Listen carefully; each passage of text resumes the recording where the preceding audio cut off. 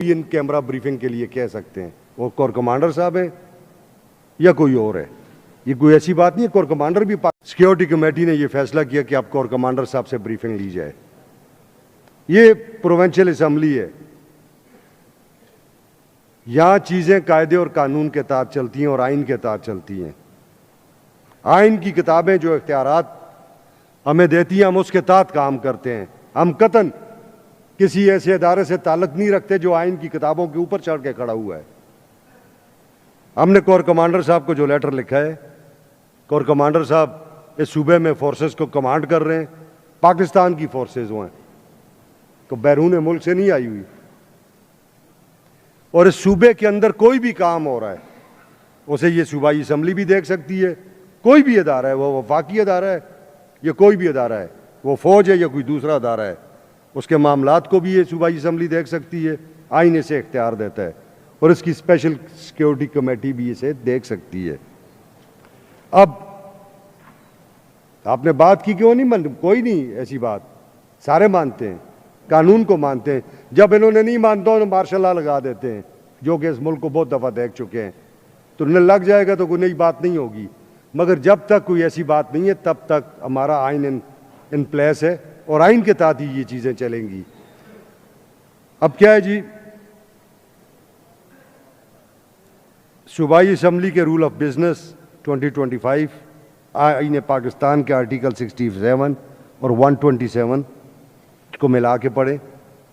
قاعدہ 223 اس کے ذیلی قاعدہ 3 کو پڑھیں. یہ کمیٹی ہر اس معاملے پہ غور کر سکتی ہے. اور قاعدہ 209 کے تحت ہم کسی کو بھی ان کیمرہ بریفنگ کے لیے کہہ سکتے ہیں. وہ کور کمانڈر صاحب ہیں یا کوئی اور ہے. یہ کوئی ایسی بات نہیں ہے. کور کمانڈر بھی پاکستانی ہے، پاکستانی فورسز کو وہ لیڈ کر رہے ہیں اور ہم بھی پاکستانی ہیں. ہم اس صوبے کے لوگوں کے منتخب کردہ لوگ ہیں. آج ایسٹ انڈیا کمپنی کا وہ ٹائم نہیں ہے جب ایسٹ انڈیا کمپنی نے ریپریزنٹیشن کے نام پہ چند لوگ بٹھائے ہوئے تھے اور کمانڈ اور کنٹرول اس کا گورنرز کے پاس تھا جو فوج کے ذریعے کمانڈ اور کنٹرول کر رہے تھے. آج ایک آئین پاکستان ہے. آپ اس آئین پاکستان کے تحت ان چیزوں کو چلا رہے ہیں.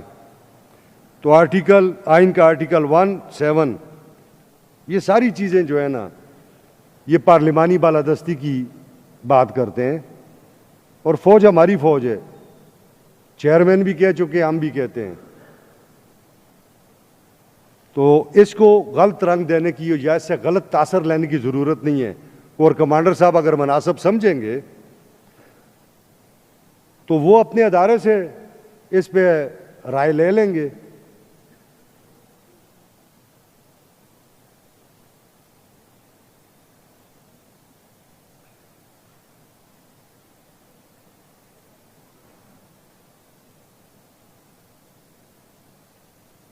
اور رائے لے لیں گے جو رائے ہوگی.